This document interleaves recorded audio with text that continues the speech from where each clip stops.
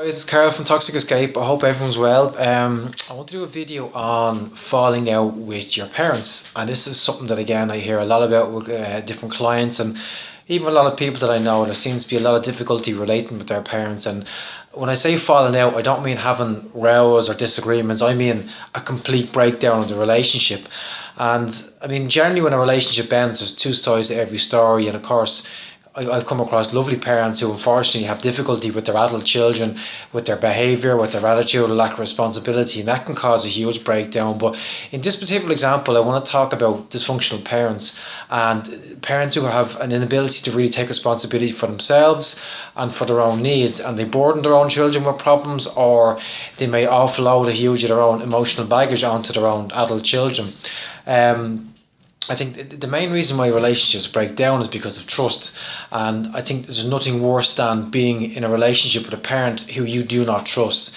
Again, it's something that's very common, and it's something I work with my clients. And the way I work with clients, it's very much about helping them pull away so they can just live their own life, because they shouldn't be living their life around their parents. I say this all the time, and I find that they would have fallen out with their parents and they're not talking anymore, and there's no real chance of a reconciliation happening, and I find in these situations a lot of the clients, they really have worked hard to try and resolve it. They've made huge efforts to try and compromise, or even to apologise if they've made a mistake, but the parents won't budge on their attitude, and I suppose in some cases the parents have nothing to gain by creating a peaceful situation. Again, I notice with a lot of my clients, there is these patterns of behaviour around their relationship with their parents. There could be, patterns of falling out, of rows and having disagreements, and they're always the one who makes the peace, who picks up the phone and try and resolves things. Or there could be other patterns of rows. There could be certain types of rows, recurring rows around specific themes, which reoccur over and over again. And I try and get them to really assess what are the trigger points, what's causing these same rows with their parents, and is it really worth their while at this stage as an adult. As well, one thing that's quite difficult when you're trying to pull away from a parent and you try to talk to friends about it, your friends can only really see the situation through the context of their own relationship with their own parents. So I find that often people will project, and I've spoken before about projection, where let's say someone's fallen out with their parent and they say it to their friend, but their friend says, well, maybe your parent, they loves you, but they can't express it, they can't tell you properly, or sometimes they say to them, well, you only have one mother, or you only have one father, and you should forgive and forget. But of course, they're seeing everything through the eyes of their own relationship with their own parent. They don't have the full context of your relationship, so they're not really the best person to advise you, and they may never fully understand what you've gone through, because it's incredibly painful to pull away from a parent, and it's also a huge source of anxiety for people, and very deep rooted fears, and unless you've experienced it, it's something very hard to understand. And even if people are very compassionate and very understanding, it's still not something that they will truly be able to understand. So it's important to be able to talk to the right people. But in terms of actually, pulling away, I spoke in the last video about, we have an ego, and our ego is a representation of our personality and how it fluctuates between three different states. Nothing will trigger a child state quicker than being around your parents. And that's because of the bond, the nature of the attachment. Again, it's a blood bond, it's biological.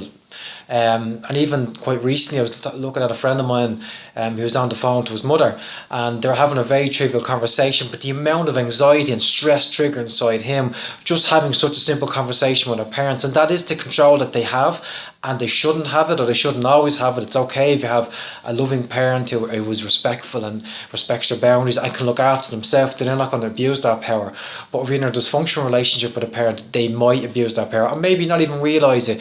And that, again, that's all the more reason why you have to pull away, because if they're not aware of what they're doing, they will just do more damage. So as I said, I explore this child state inside us, and the way we try to resolve it is by visualising what that child feels like inside us around these moments, and that child will drive a lot of the behaviours in terms of ringing up and picking up the phone and making the peace when really you didn't do anything wrong. But that child also represents grief and sadness of pulling away from our parents, and that's a part of this process, and it's the most painful part of pulling away from a dysfunctional parent, is the grief. And it's a finite process. There's no defined period, and that's the difficulty. People often ask me, how long am I going to feel this way? I can't answer that for people. It's relative, and I even from my own personal experience of pulling away from people and cutting out dysfunctional relationships, the grieving process for me, it was over a couple of years. And, but over time I just felt it got easier. But I accepted the process and I shined a light on it. I didn't push it away. I didn't deny it. I accepted the feelings of sadness that I felt. And by accepting them, they were able to move on a lot quicker. But again, we're working with clients, I try to explore that child state, the part of them that is needy, that needs their parent to be a certain way, and that parent cannot be any other way than the way they are. The part of them that needs to make peace, not just with their parents, but with other people. The part of their childhood that needs security, needs peace of mind, needs other people to be okay. And again, the way I work with that is a lot of visualization. A lot of people kind of get them back in touch with their emotions and with their thoughts and their experiences that they've shared, and find healthy ways to replay those experiences. One way I help people if they're pulling away from a dysfunctional parent that's still alive is to visualize that parent as a different person, someone that is much healthier, much happier, and that loves them for who they are. And if they can hold on to that image, it does have an unconscious effect. It starts to change their psychological relationship with their parent, how they feel about the parent, how they view them. Again, it's separating visualization from reality.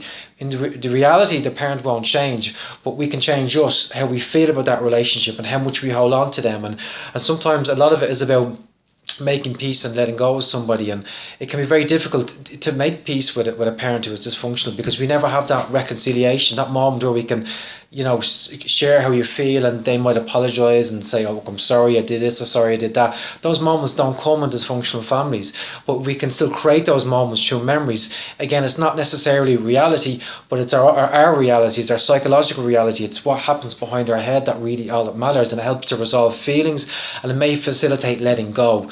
It's not an easy process. Nothing is easy, but what else would we be doing? It's worth it. And the thing that gives me the most joy in the work is helping my clients move on and just live their own life and not be thinking about what other people are worried about, what other people think. I mean, I see people who are, they're in their 30s and they're planning on getting married, and they're worried about one or two dysfunctional parents. I don't want to bring them there. They're only going to cause upset or hurt me or cause anxiety, and they shouldn't be thinking that way. They shouldn't be planning their life around their parents anymore. As an adult, you should be living your own life, and that's it, and that's how I work, and hopefully I'm doing good work with my clients. And again, this video and this topic is part of another piece of work I've been trying to get done for the last few months. Hopefully get it done by the end of summer.